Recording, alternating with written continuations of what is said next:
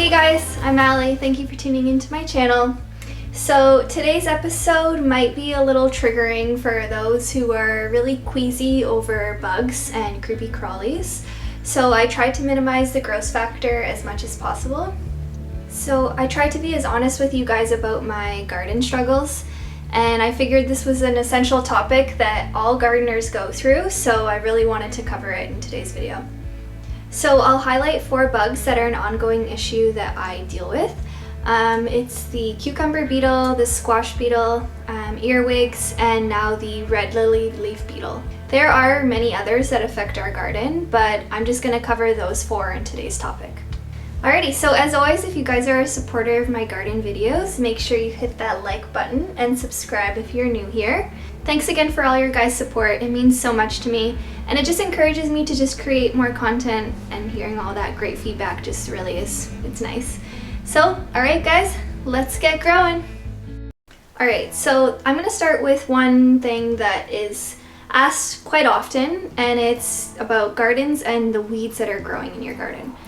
I can't stress this enough, but if you guys have weeds or dead leaves, broken stems, anything like that, it's so important to just clear them right away. So weeds take up very valuable resources in your garden. They take up sunlight, space, soil, nutrients, water, plus you don't want them to go to seed, and if they do, now you have a weed problem on top of your insect problem, so just try to avoid that in general and just take your weeds out as fast as possible.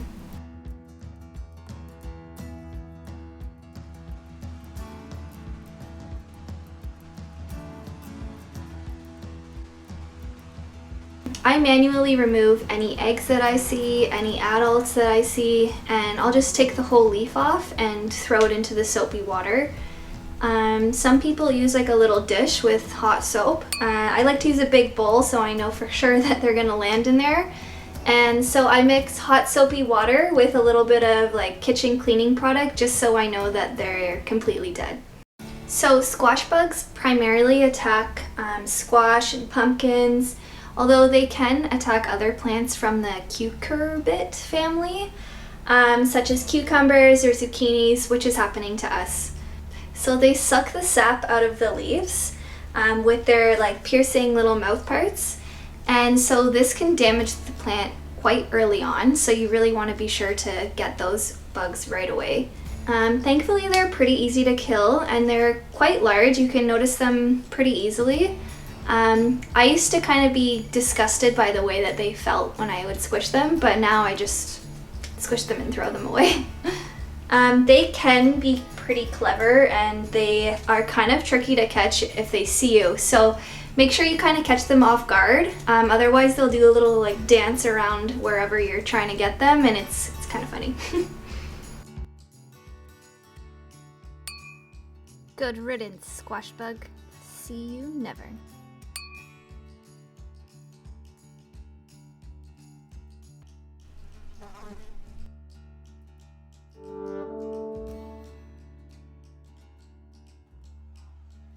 I laid out these homemade yellow traps that I made, and they turned out looking pretty decent.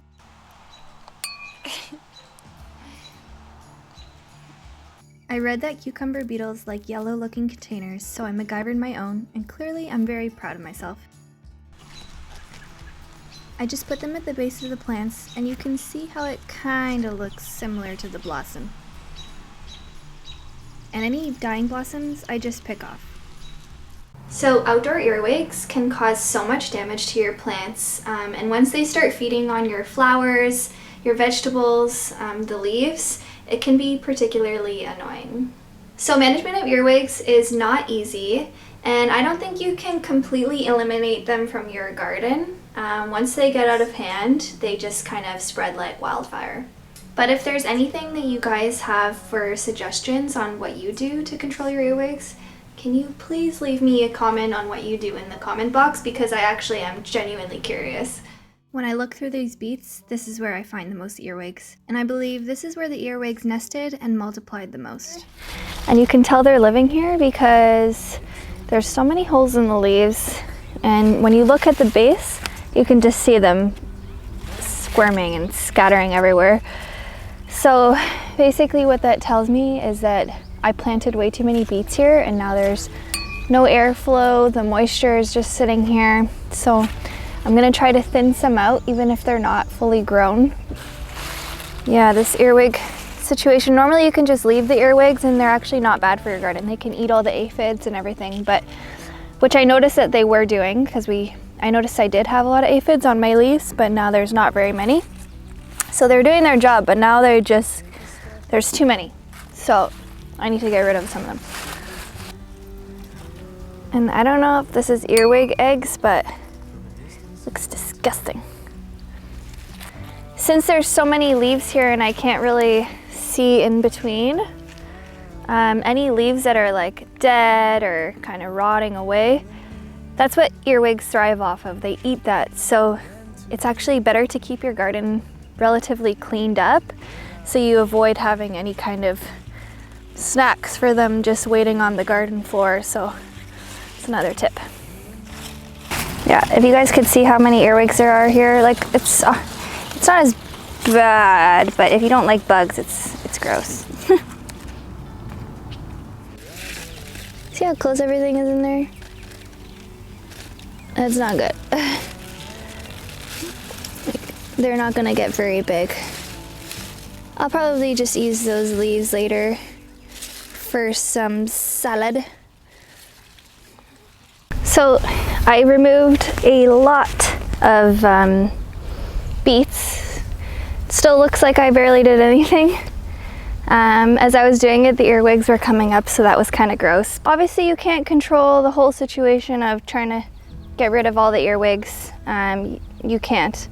It's impossible. But I'll just do my best to control the population and let my beets grow. So yeah, I'm really happy with that. I'm gonna start doing some basically pruning of the zucchini leaves now, because it seems like every day I do more and more of those because those grow like crazy, and since I'm growing them in the trellis, I kind of want to train them to keep growing up. So I'll show you guys that. So this is the trellis that I got. I got them from the dollar store last year, and so far they've actually been holding up pretty good. This is the second year I'm using them.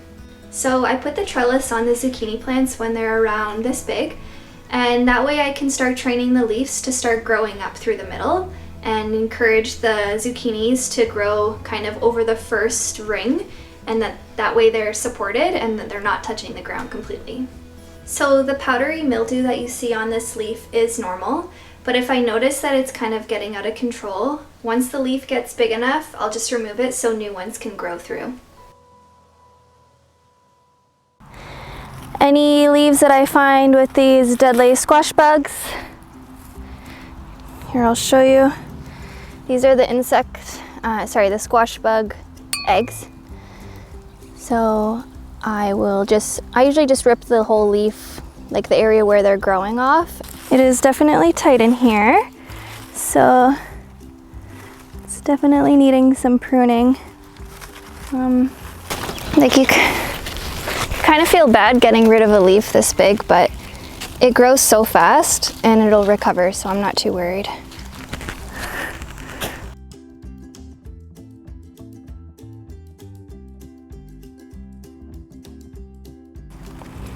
And I also do check to see if there is any bugs on here, or yeah, there's an earwig.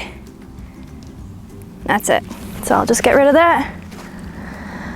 Whew.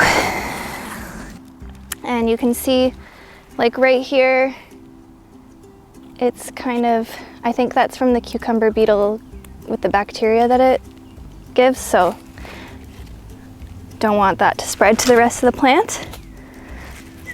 Cucumber beetle here. Yeah, this plant looks fine. That definitely freed it up quite a bit.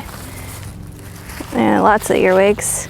This here is my squash plant that's growing into everything. So the squash plant grows like a vine, so you really want to train it early on to keep it growing up, or however direction you want it to grow, because you have to stay on top of that.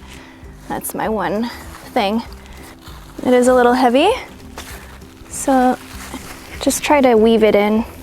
Hopefully, eventually those little like string climber attachment thingies will attach.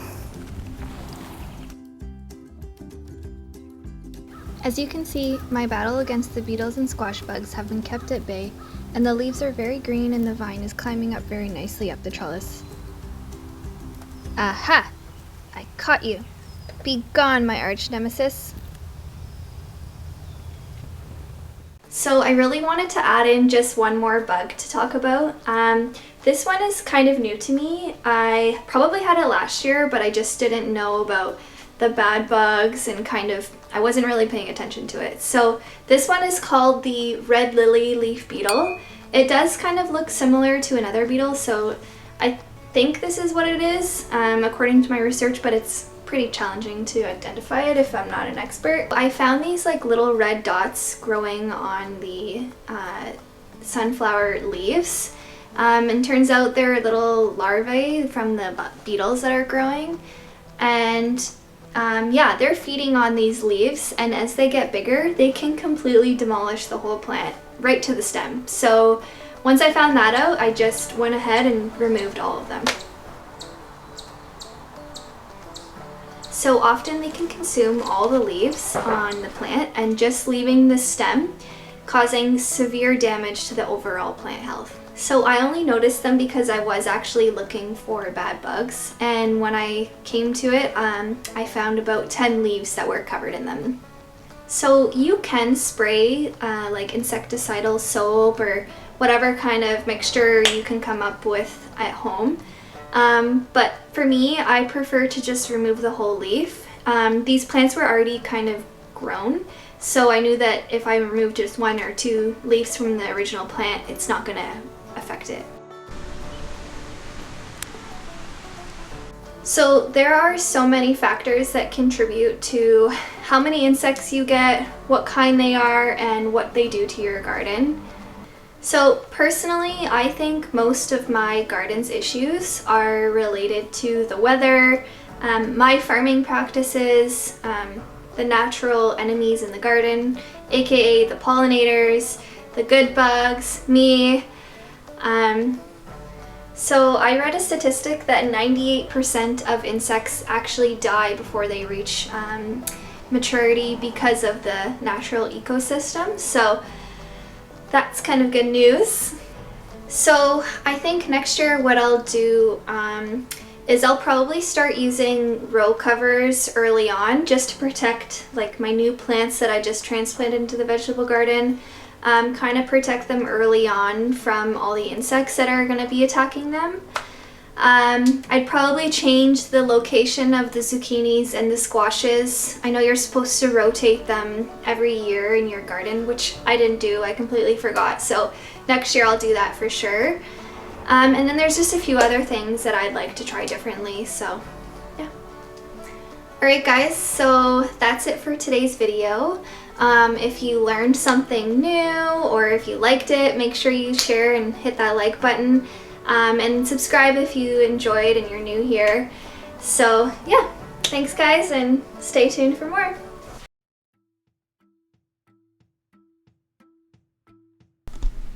Want to eat organically? That's what you have to do sometimes. And yeah, any weeds that are growing, clean her up.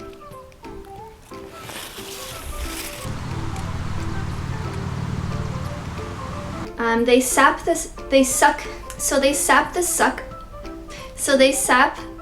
When I was a kid, when we would go camping with our cousins, we would collect bugs. So I have a feeling that that kind of took away my fear of bugs early on. I don't like it when they crawl on me, obviously. It's disgusting, and I don't like it when they're in my house. Or I don't like it when I'm washing the food and they're crawling everywhere. I'm not a lover of bugs, I know that they serve a purpose. Sometimes they do good. So, it's a little story. Not a very good one. Thanks for watching, and stay tuned for my next video.